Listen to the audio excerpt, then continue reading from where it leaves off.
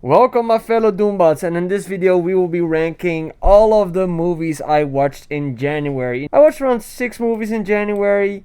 Some were really bad, some were okay. If you don't agree on my ranking, that's fine. It's more about just having a conversation about these films.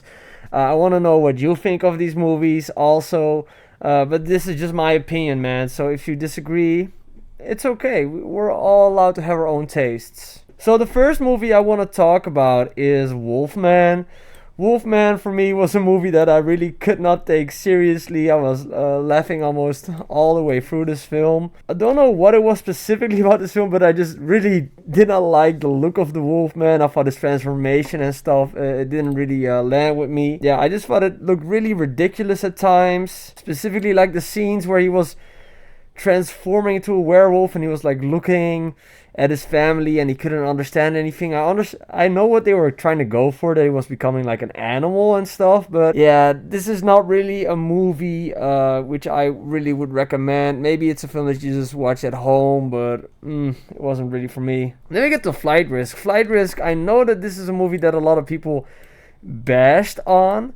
A lot of people say that this movie is really bad, and I agree that this is a pretty bad movie, but I think it's a movie that's so bad that it's actually good. I had a great time watching this movie in the cinema. I thought that Mark Wahlberg was really fun in this film, playing a psychopath with a big bald spot on the top of his head. I thought he was a lot of fun. I think there's also another movie he did when he was younger. He also played like a psycho. Enjoyed that one. This movie was directed by Mel Gibson. So he said on the Joe Rogan Experience, this is just a fun movie, just a fun, dumb popcorn movie. Topher Grace is in it.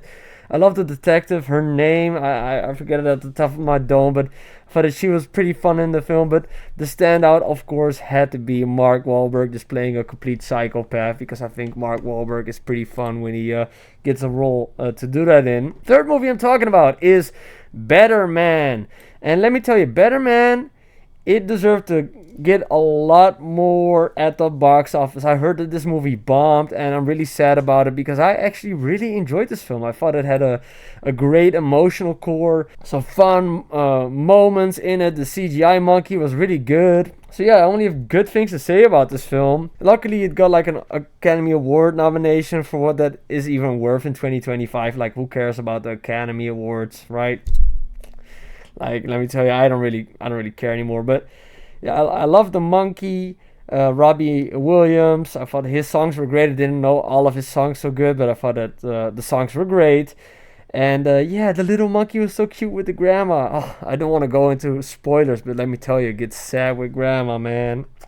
Then we get to talking about sad. Right now we're talking about We Live in Time, and this has to be one of the saddest movies I've seen in some time. Well, actually, I've been watching a lot of sad movies, and I'm feeling kind of down because of it, maybe.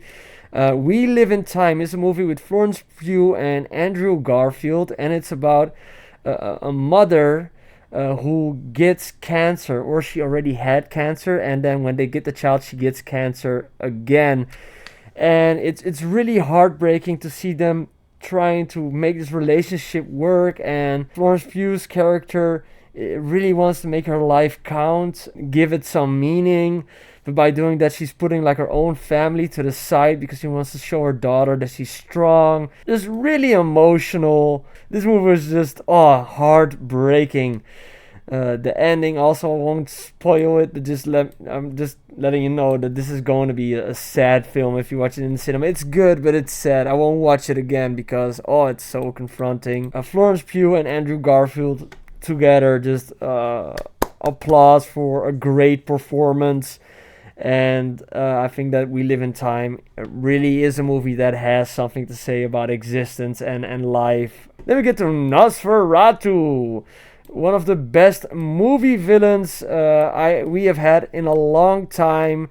Nosferatu, Count Orlok, is the retelling of the very old movie of the same name, which was basically like a discount Dracula because they didn't have the rights.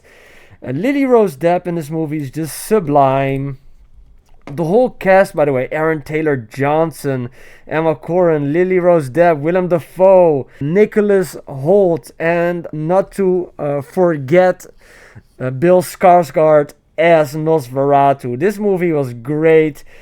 Great acting, had a lot of vibe, a lot of mood. It was really a movie that I'm happy got made in this year, and yeah, it delivered one of the best movie villains we have gotten in a long time. So I'm pretty happy about that movie. My number one pick, maybe surprisingly for some of you, has to be Baby Girl. Baby Girl is a really odd movie.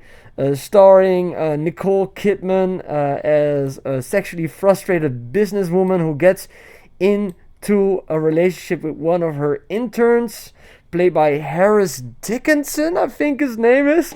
But let me tell you, he dicks Nicole Dickman. That's stupid, man. As you can see right here, they're doing a bunch of domination role playing, and this movie is basically a softcore, but with Oscar worthy acting. I think that Antonio Banderas also steals the show every time he's on the screen. Nicole Kidman is really good, portraying her vulnerability. And then last but not least, Harrison Dickinson, I think his name is. Correct me in the comments down below, please.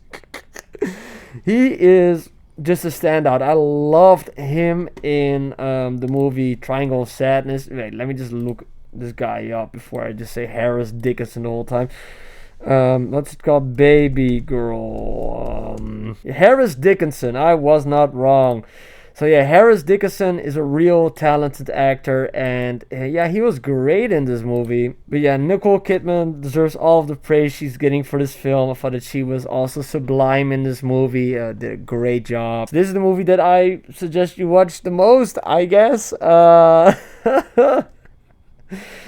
enjoyed it, but it's also kind of awkward. Don't watch it with your parents or with friends. Watch it with your girlfriend or alone. Yeah, but these were all of the movies I watched in January in the cinema. Let me know if you enjoyed this video down in the comments below. I would like to do a video like this for every year. I still want to do a top 15 list of my favorite movies of 2024. But for some reason I got some stage fright about it because I still don't really know what this channel is all about. But let's just pretend that this channel is just whatever I like it to be, because I think that's what it is, right? Let me know, do you agree with my ranking? Are there any movies I missed? I know Paddington came out, I still want to see that.